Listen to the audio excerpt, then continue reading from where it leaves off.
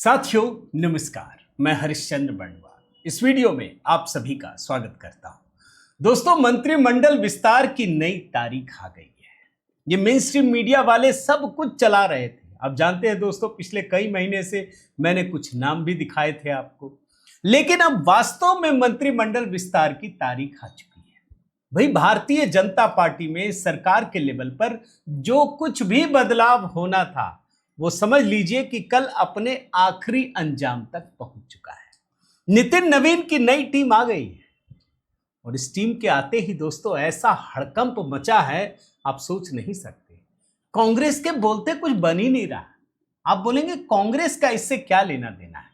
सिर्फ कांग्रेस का नहीं दोस्तों, ये जो लेफ्ट लिबरल इकोसिस्टम है वो भी तमतमाया हुआ है।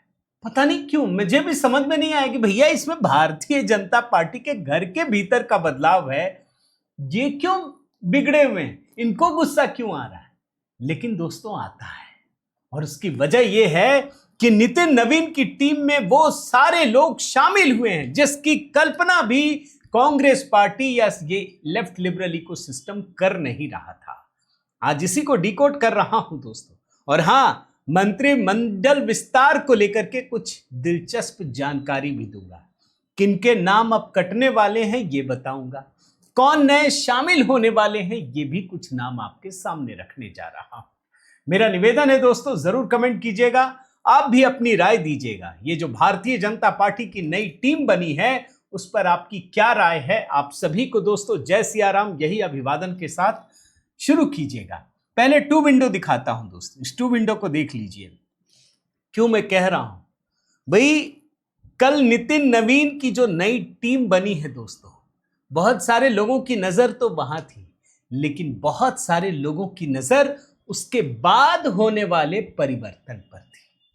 कई बड़े नाम छूट गए हैं। लोगों को लग रहा है यार अपना नाम तो आया नहीं, इंतजार कीजिए, आपका नाम दूसरे विंडो में है।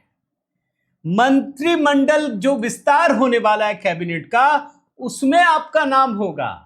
और सब में एक फॉर्मूला ढूंढा जा रहा है।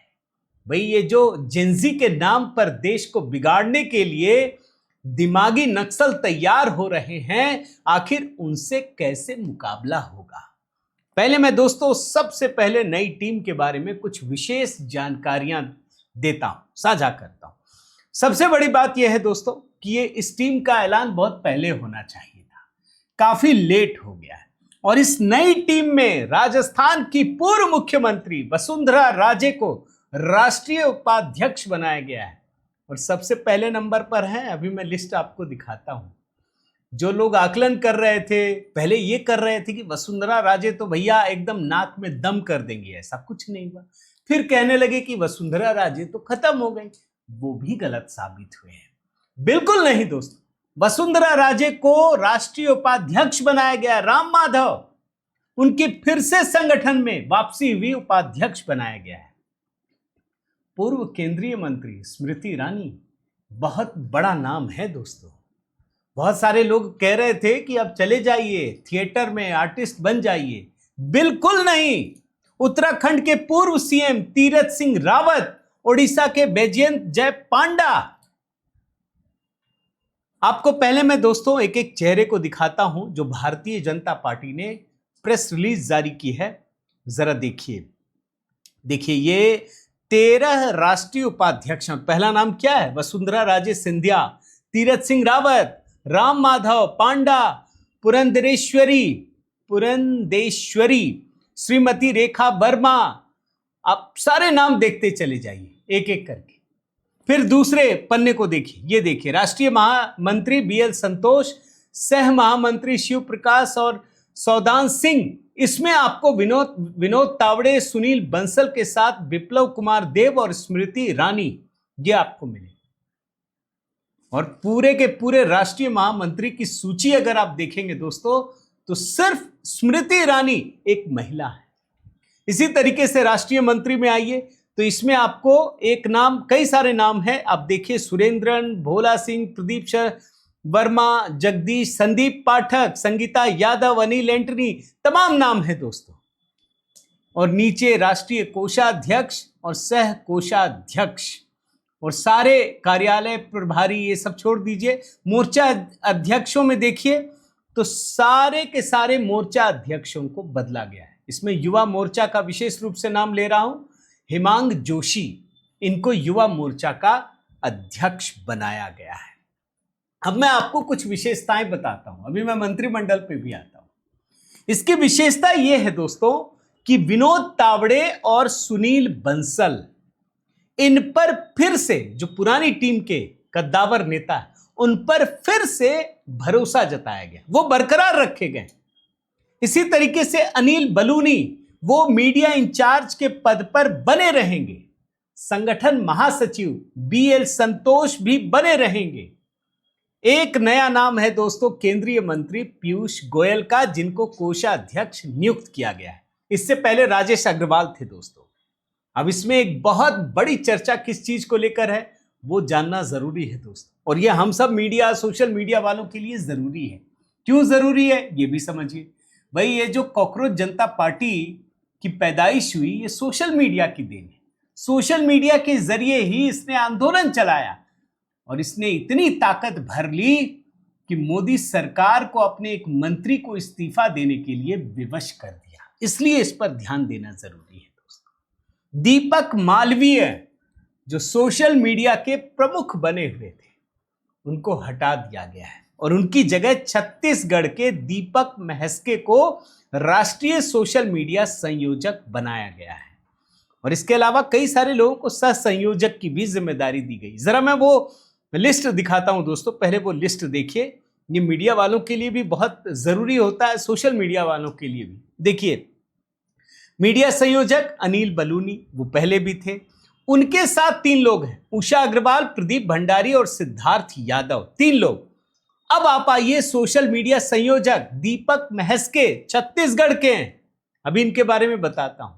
और उसके नीचे प्रीति गांधी, शिवानंद द्विवेदी, आलोक भट्ट और अरुण यादव। आप जानते हैं, जैसे ही इस नाम का ऐलान हुआ तुरंत सोशल मीडिया के कुछ लोग बिलबिलाने लगे, भारी हंगामा मचा है। आपको मैं जरा एक ट्वीट दिखाता हूं, सिर्फ उदाहरण के तौर पे एक आध दिखाता हूं। अभिसार शर्मा क्या लिख रहे हैं, मालवीय गया मगर उसकी जगह उससे भी घटिया ट्रोल्स और गालीबाजों को जगह मिली है। यही है संस्कारी पार्टी का टैलेंट पूल। अब बताइए, इनको बड़ी तकलीफ हो रही है। मतलब आप अपने घर में मान लीजिए खाना खाएंगे तो आप भिंडी बनाएं, करेला बनाएं या परवल खाएं, ये बताएंगे कि देखो इसने करेला खा लिया। अरे भाई, भारतीय जनता पार्टी एक पार्टी है, पार्टी के भीतर कौन किसको क्या बनाएगा ये आप तय करेंगे क्या कोई दूसरा आके तय करता है कि आप ये वीडियो बनाइए, इस वीडियो में ये बोलिए? ऐसा कोई बोलता है क्या? कोई नहीं बोलता। ये गजब की चीज चल रही है। इसका मतलब है कि इनको जरा तकलीफ हुई है। अब देखिए, एक और मैं दिखाता हूं। ये साकेत गोखले टीएमसी का नेता है, ये सबका ढूंढ रहे थे। बोल रहे हैं कि जिन लोगों को सोशल मीडिया आईटी सेल की जिम्मेदारी दी गई है, सबने अपने अकाउंट को प्रोटेक्टेड बना दिया है। अब ये मचल रहे हैं, ढूंढ रहे हैं, कुछ तो मिले। ये मैं आपको दिखा रहा हूं कि इन लोगों को कितना गहरा असर पड़ा है दोस्तों। मगर मैं आपको बताता हूं कि ये जो दीपक महस्के हैं, अमित मालवीय को हटा करके, और लंबे समय से दोस्तों इस बात को याद रखिए, दीपक मालवीय 11 साल से थे सोशल मीडिया के प्रमुख, और आप लगातार उनको देखते हैं टीवी चैनलों पर। 11 साल के बाद जिस व्यक्ति को बनाया गया है दीपक महस्के, जरा इनके बारे में आपको बताता हूं दोस्तों। ये भारतीय जनता पार्टी के संगठन से लंबे समय से जुड़े रहे हैं। पेशे से केमिस्ट्री के प्रोफेसर, डेटा विश्लेषण के क्षेत्र में भी जुड़े रहे हैं, और खास तौर पर चुनावी आंकड़ों और सरकारी योजनाओं के लाभार्थियों से जुड़े डेटा को समझने में इन्हें अनुभव हासिल है। ये सोशल मीडिया हेड के तौर पे भी काम कर चुके हैं आईटी संगठन में। कहां? छत्तीसगढ़ में। वहां इन्होंने बड़ी कुशलता के साथ काम किया। यहां ये लोगों को, मीडिया स्वयं सेवकों को ट्रेनिंग देने का भी काम करते थे। यानी महस्के के पास सोशल मीडिया के साथ संगठन और डेटा तीनों का अनुभव है। अच्छा, एक चीज और आ रही है दोस्तों कि सारे लोग लगे हुए ना अमित मालवीय के साथ, बड़ा अच्छा हो गया, ये हो गया, वो हो गया। जो मुझे जानकारी है दोस्तों, मैं आपको बताता हूं, ऐसा कुछ नहीं है भाई। ठीक है, बदलाव होना है, इतने साल से ये है, इनको हटाया गया। लेकिन एक बात विशेष है दोस्तों, मैं उसकी चर्चा आपके सामने जरूर करूंगा। भारतीय जनता पार्टी ये चाहती थी, खास करके कॉकरोच जनता पार्टी का जिस तरीके से आंदोलन परवान चढ़ा, और भारतीय जनता पार्टी का जो सोशल मीडिया सेल है वो इसको काउंटर करने में नाकाम रहा, उसके बाद ये जरूरी था।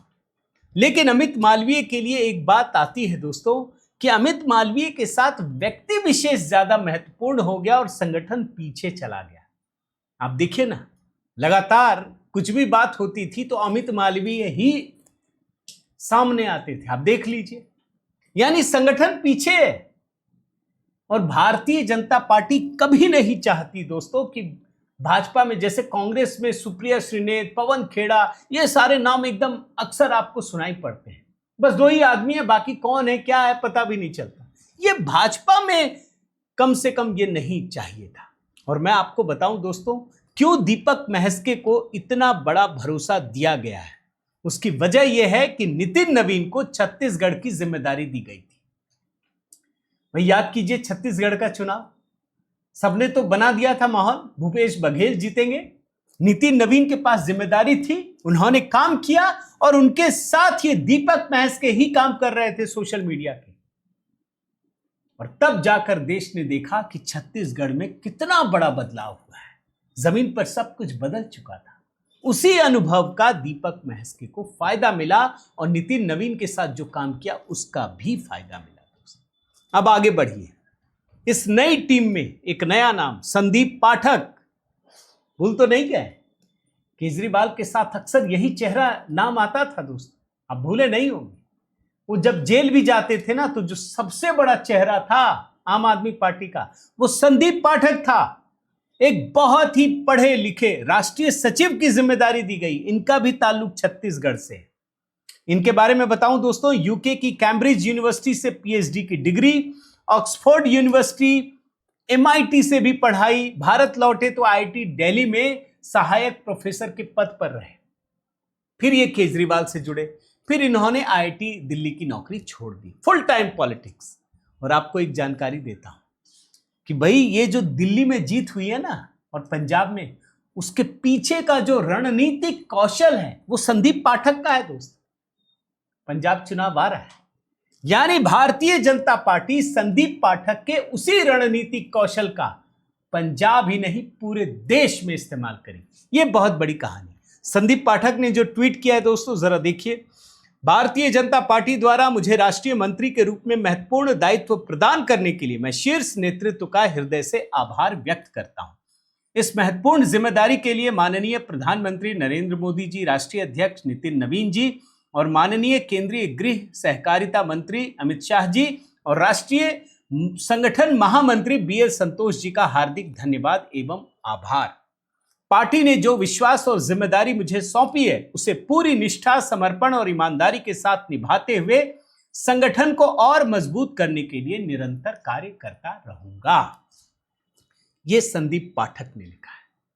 इसी तरीके से अनिल एंटनी दोस्तों, भाई कौन है ये? पूर्व केंद्रीय मंत्री के पुत्र हैं, एके एंटनी के पुत्र हैं, रक्षा मंत्री रहे, और कांग्रेस में कद्दावर नेता, वो भी कांग्रेस पार्टी को छोड़ करके ये गांधी परिवार के बेहद करीबी रहे। इनके बारे में मैं बताऊं दोस्तों, इनकी भी पढ़ाई विदेशों में हुई है, कई मल्टीनेशनल कंपनियों में काम किया है, और सबसे बड़ी बात मैं आपको बताऊं, वायनाड में जो निर्वाचन क्षेत्र जो राहुल गांधी का था, उसमें भी इन्होंने सोशल मीडिया का सारा काम किया था। वो छोड़कर भाजपा में आए।